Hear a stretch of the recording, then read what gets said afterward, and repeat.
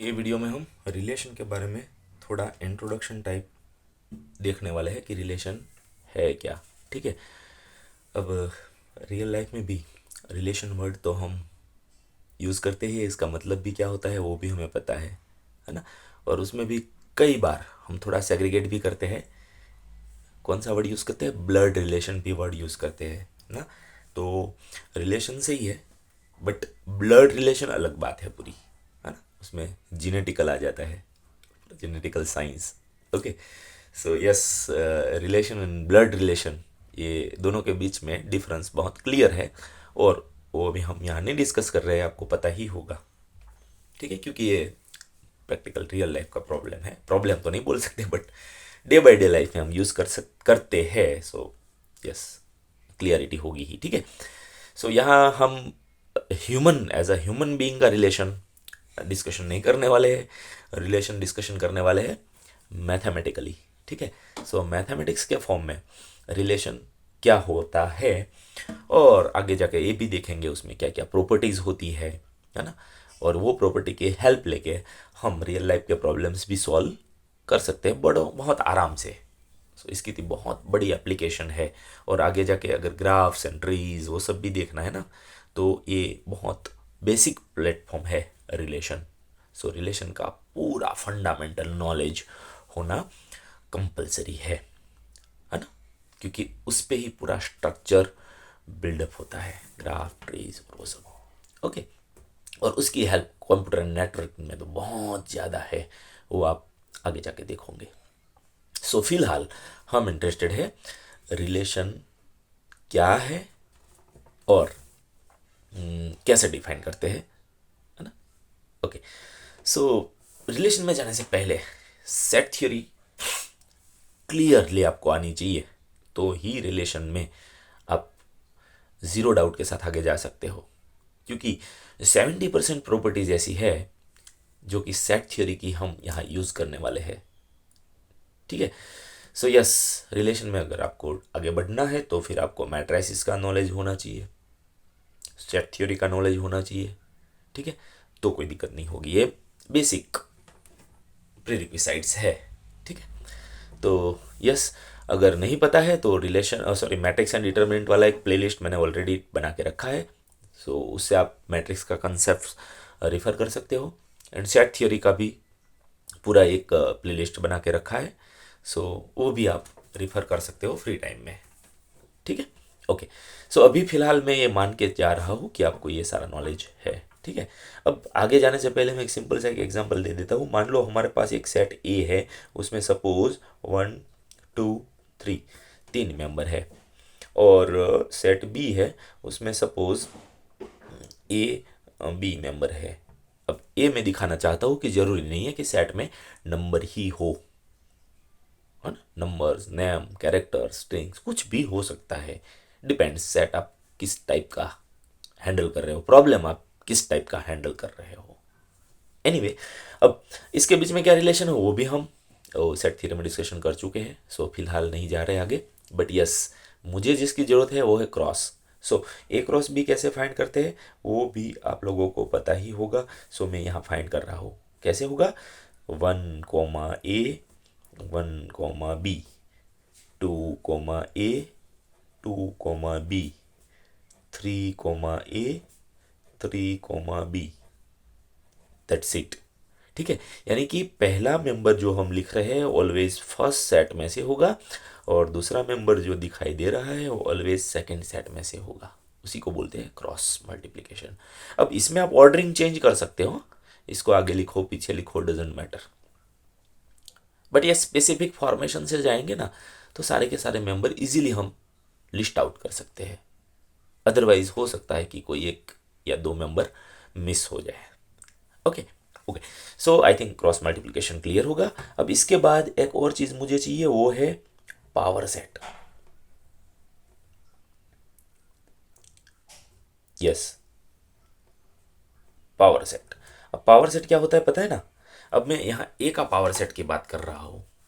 तो अब ए का पावर सेट का मतलब क्या हुआ कि ए के सारे सबसेट्स कवर करने हैं। तो सबसेट्स का मतलब क्या होगा हमें पता है ना। 2n सबसेट्स होते हैं, 2n, है ना, वो भी सेट थियरी में लिख चुके हैं। ओके, सो यहाँ हमारे पास 3 मेंबर है ए के अंदर, सो 2 3 यानी कि 8 मेंबर्स बनेंगे। अब वो क्या कौन से हो गए उसको भी क्विकली लिस्ट आउट कर लेते हैं। एक तो होता है सबसे स्मॉलेस्ट, वो होता है एम्प्टी सेट, और दूसरा होता है ए खुद। ठीक है, अब देखो 1 को सबसेट के हिसाब से लिखना है तो फिर हम सिंगल 1 नहीं लिख सकते हैं, ब्रैकेट के फॉर्म में 1 लिखना पड़ेगा, क्योंकि ये दोनों सेम नहीं होता है। अगर 1 लिख रहे हो और सेट में 1 लिख रहे हो तो ये सबसेट होता है, बट सिंगल 1 है वो सबसेट नहीं होता फिर। हाँ, ओके, वो आपको पता ही होगा। फिर 2, फिर 3, फिर दो मेंबर ले लेते हैं, सो 1 2, फिर 2 3 एंड 1 3, यस। ठीक है, सो 1 2 3 4 5 6 7 8 हो गया, 2 8। सो आई होप पावर सेट का मतलब क्या होता है, collection of all subsets, collection of all subsets, एक भी मिसिंग नहीं होना चाहिए। ठीक है, ओके, सो अब थोड़ा सा होमवर्क में दे रहा हूं, आप ध्यान से देखना। What is power set of A cross B?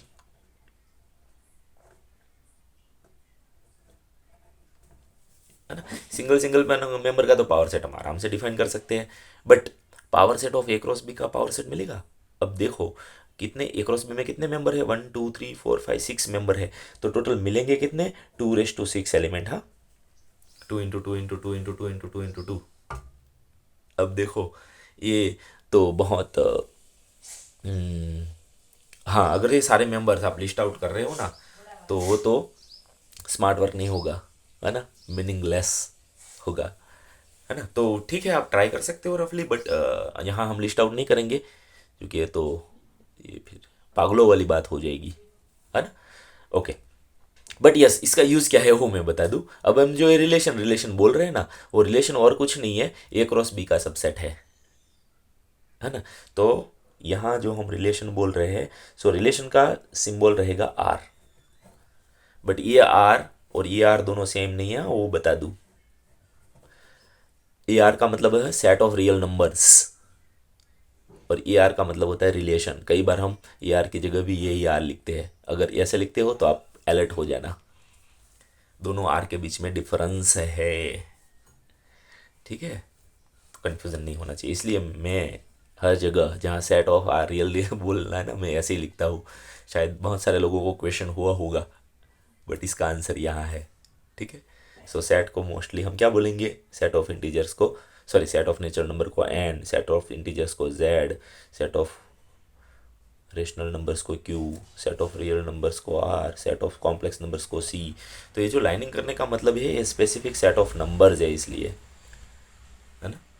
और normally N Z Q R C लिखोगे तो उसका मतलब और भी बहुत कुछ हो सकता है, निकलता है। एनीवे, फिलहाल आई थिंक समझ में आ गया होगा ए क्रॉस बी का क्रॉस मल्टीप्लिकेशन। तो इसका मतलब इसमें 2:6 मेंबर्स है, बट हम फिलहाल इसका कोई भी मेंबर निकाल लेंगे ना, वही आर होगा। सो आर और कुछ नहीं है, वो power set of A cross B का ही कोई ना कोई मेंबर होगा। 2:6 में से कोई ना कोई एक मेंबर निकाल लो, वही है आर। या फिर क्रॉस में, फॉर एग्जाम्पल पावर सेट में नहीं जाना है तो हम यही लिख सकते हैं, ए क्रॉस बी का सबसेट होगा। आर क्या होगा, ए क्रॉस बी का सबसेट। आई थिंक दोनों के बीच में कंफ्यूजन नहीं होना चाहिए। हाँ, यहाँ बिलोंग्स टू लिख रहा हूँ, यहाँ सबसेट लिख रहा हूँ, क्योंकि ये सेट ऑफ अ सेट्स, इसके मेंबर ही सारे सबसेट्स है, तो इसमें से कोई ना कोई एक होगा, वो आर होगा। और यहाँ ए क्रॉस बी में सबसेट्स नहीं है, सारे मेंबर्स ही है ना। तो इसमें से रैंडम मेंबर का सिलेक्शन कर लो, सपोज ये ले लेता हूँ, ये ले लेता हूँ, ये ले लेता हूँ, तो हमारा आर बन जाएगा। ठीक है, तो ये सेट में से थोड़े बहुत मेंबर कलेक्ट करके अगर मैं सबसेट जनरेट कर रहा हूँ तो वो हमारा आर हुआ, इसलिए यहाँ साइन रहेगी सबसेट। ठीक है, तो मोस्टली ये सबसेट आर का ए क्रॉस बी का सबसेट होगा, और पावर सेट लिखेंगे तो बिलोंग्स टू लिखना पड़ेगा। माइनर डिफरेंस है, बट समझ में आना चाहिए। एनीवे, अब देखो हम इस पे अगर हाईलाइट करें, इसको थोड़ा टारगेट करें, तो हमें पता है ए क्रॉस बी का मेंबर क्या होगा। ए क्रॉस बी का मेंबर क्या होगा, पेयरिंग ही होगी। हाँ, आप देख सकते हो ए क्रॉस बी के सारे मेंबर पेयरिंग में ही आते हैं। सो इसका मतलब ये हुआ कि आर के अंदर भी पेयरिंग ही होगी। ठीक है, सो आर का मतलब ये होगा कि ऐसे मेंबर्स की पेयरिंग एक्स एंड वाई में कॉमन फॉर्मेट लिख रहा हूँ, 1A 1B 1C है ना, 2A 2B, वो सब नहीं लिख रहा हूँ, कॉमन एक्स कोमा वाई है ना। तो ऑब्वियसली एक्स कोमा वाई है वो किसका मेंबर होगा, ए क्रॉस बी का मेंबर होगा, इसमें से ही कोई ना कोई मेंबर लेंगे। बट इसमें से सिलेक्ट ऐसे ही मेंबर करेंगे जो आर में है, इसका मतलब एक्स रिलेटेड टू वाई। अब ये नया सिंबल आया, ये दिखा रहा है कि एक्स का पेयरिंग वाई के साथ है, एक्स का पेयरिंग वाई के साथ है, ऐसे ही मेंबर सिलेक्ट करो। तो जो पेयरिंग बना रहा है आर, जो भी आर फिर रिलेशन जो भी हो, कई बार हम उसको less than, greater than, equal to या कोई इक्वेशन का सॉल्यूशन भी मान सकते हैं। तो आर का मतलब होता है स्पेसिफिक रूल, ध्यान से देखना, आर का मतलब होता है स्पेसिफिक रूल। बट ये मैं इसलिए नहीं बोल रहा हूँ कि हर बार रूल सेटिस्फाई होना ही चाहिए, जरूरी नहीं है। विदाउट रूल भी कनेक्शंस आप दिखा सकते हो अगर आपके पास लिमिटेड पेयर्स है, ठीक है। तो आर क्या है, रिलेशन है, पेयर है, रूल है, तो कनेक्टेड है, वो सब आर में आएगा, ठीक है। अब इसी को मैं पिक्चराइज करना हूँ, ध्यान से देखना, ठीक है। सो फॉर एग्जाम्पल हमारे पास यहाँ डोमेन है, उसमें सपोज 1 2 3 मेंबर है, यहाँ जो कोर डोमेन है, अभी जो एग्जांपल लिया वही मैं कैरी कर रहा हूँ, ठीक है, ओके। और यहाँ से यहाँ सपोज फंक्शन तो है ही, बट मैं उसको आर बोल देता हूँ, रिलेशन, ठीक है। तो आर में मुझे सपोज यहाँ से मैं पहले पैर सिलेक्ट कर लेता हूँ, सपोज मुझे 1A 2B 3A, 3 पेयर चाहिए, मैं इसको लिख भी देता हूँ, चलो यहाँ 1A 2B 3A, ये 3 पेयर मुझे निकालनी है ना, क्योंकि सबसेट है, ध्यान से देखना, सबसेट है तो सिलेक्टेड पेयर हम सिलेक्ट कर सकते हैं, 3 पेयर निकाली है। तो अब जब पिक्चराइज करेंगे ना, इसका मतलब 1 का कनेक्शन ए के साथ है, और 2 का कनेक्शन बी के साथ है, और 3 का कनेक्शन ए के साथ है, ठीक है। या यहाँ सीधा बता देता हूँ अगर कन्फ्यूजन हो रहा है तो, ओके। सो पिक्चर में जिस जिस कनेक्शन दिखाई दे रहा है, अब आर क्या है मुझे नहीं पता, है ना, छोटा है, बड़ा है, इक्वल टू है, what ever, but connections clear है। तो इसको हम ऐसे भी लिख सकते हैं, या तो ऐसे लिखो, या फिर ऐसे लिखो, या फिर ऐसे भी लिख सकते हो, 1 का कनेक्शन ए के साथ है, 2 का कनेक्शन बी के साथ है, 3 का कनेक्शन ए के साथ है, ठीक है। तो आप ये फॉर्मेट में लिखो, ये फॉर्मेट में लिखो, ये फॉर्मेट में लिखो, सब इक्विवेलेंट है, मीनवाइल सबका मतलब सेम है, आर। और ध्यान रहे ये आर तो एक सैम्पल पीस है, हाँ, ऐसे तो बहुत सारे आर होंगे पावर सेट में से, है ना, बहुत सारे होंगे। Okay, so I hope relation क्या है समझ में आ गया होगा, ठीक है।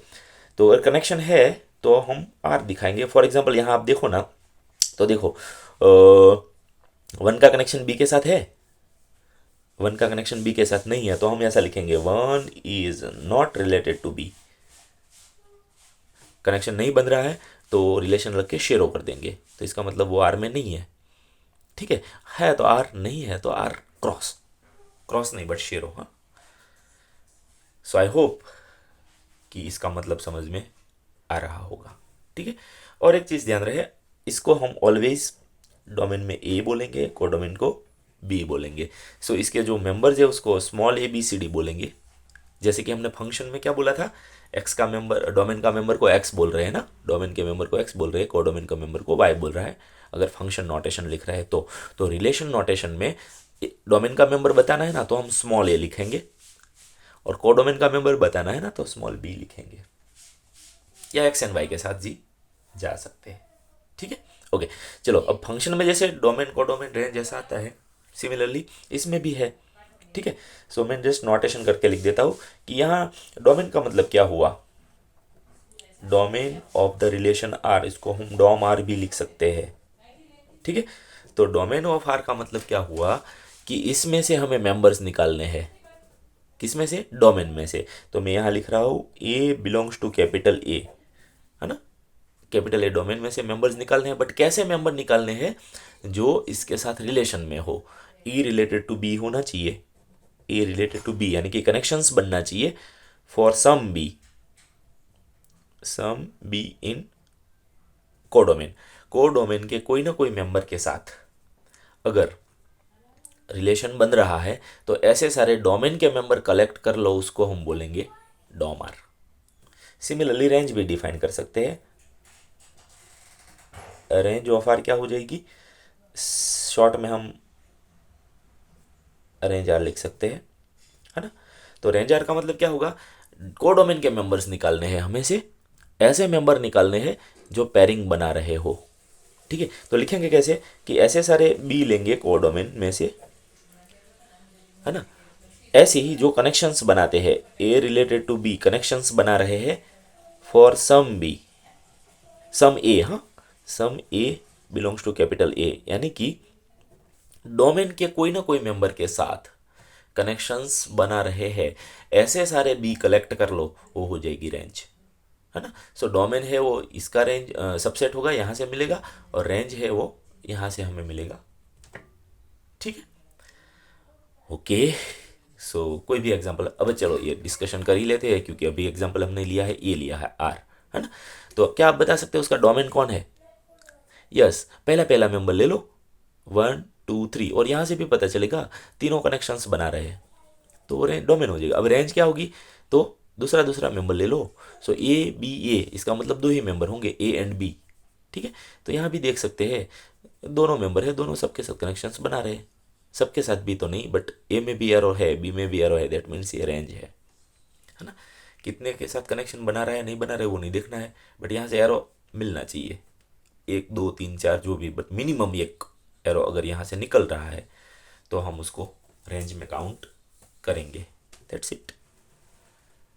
ठीक है, ओके। अब फिर से बोल दूँ, रिलेशन का मतलब कुछ भी हो सकता है। अगर बोल दे a is less than b, but दोनों साइड अगर नंबर है तो ही less than greater than equal to हो सकता है। अगर यहाँ नंबर है यहाँ कैरेक्टर्स है तो फिर वो रिलेशन नहीं बनते हैं ना।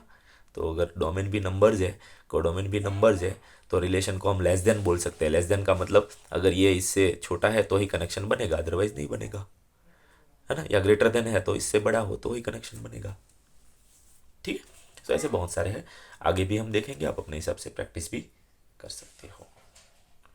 ठीक है, अब थोड़ी बहुत प्रॉपर्टी है वहाँ यहाँ लिस्ट आउट कर देते हैं, और आगे जो और डेप्थ में देखना है वो यहाँ तो हम नहीं देखेंगे, क्योंकि यहाँ ये वीडियो थोड़ा लॉन्ग हो जाएगा, इसलिए नेक्स्ट वीडियो में। ठीक है, सो प्रॉपर्टीज़ ये है कि जैसे सेट में हम यूनियन, इंटरसेक्शन और कॉम्प्लीमेंट वो सब कर सकते हैं, वैसे यहाँ भी हम कर सकते हैं। ठीक है, तो इसका मतलब ये हुआ, मान लेते हैं कि ए टू बी कोई रिलेशन है, ए है बी है, यहाँ से रिलेशन सपोज मैं आर नाम दे देता हूँ, और तीसरा सेट है सी, और यहाँ से यहाँ रिलेशन है, यानी कि यहाँ आर है इसलिए आर तो नहीं दे सकते, मान दे देते हैं एस, ध्यान रहे। ठीक है, सो यहाँ आर एक रिलेशन है, एस दूसरा रिलेशन है, या R1 R2 भी बोल सकते हैं हम।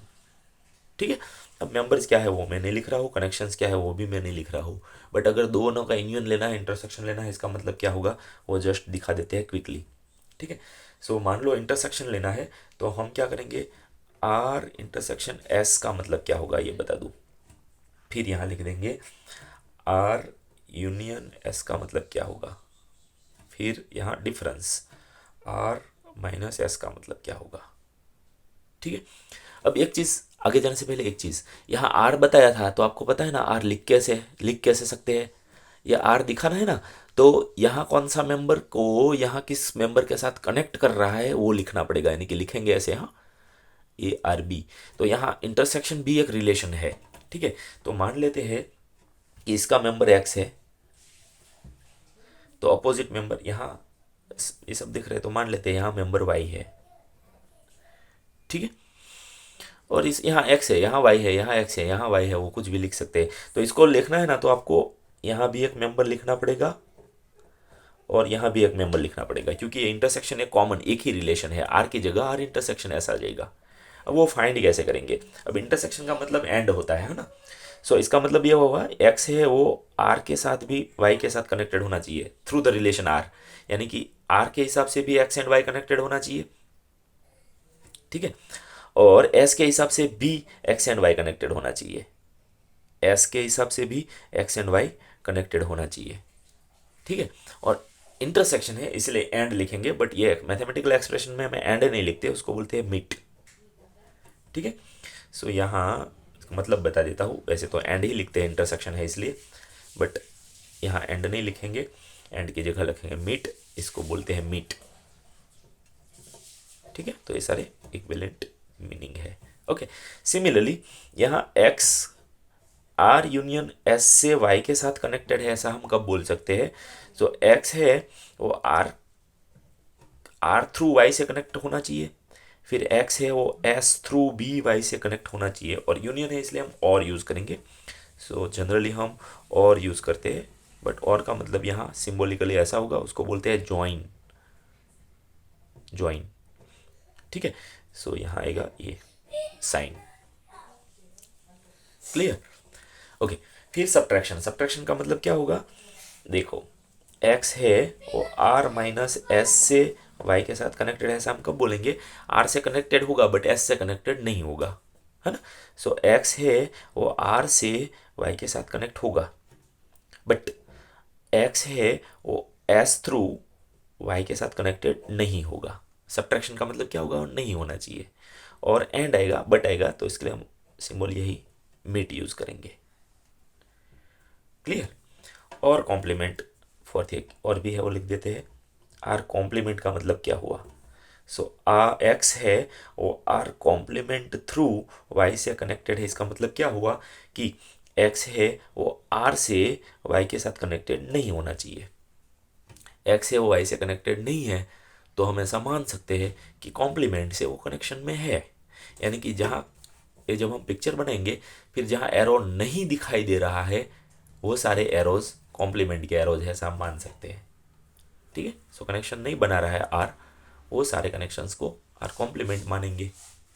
और इनवर्स होता है, तो इनवर्स का मतलब क्या हुआ वो भी लिख देते हैं, आर इनवर्स। ठीक है, so x is related to y using the relation R inverse, का मतलब ये होगा कि y is related to x. समझ में होना चाहिए, है ना। So x inversely related to y कब बोलेंगे?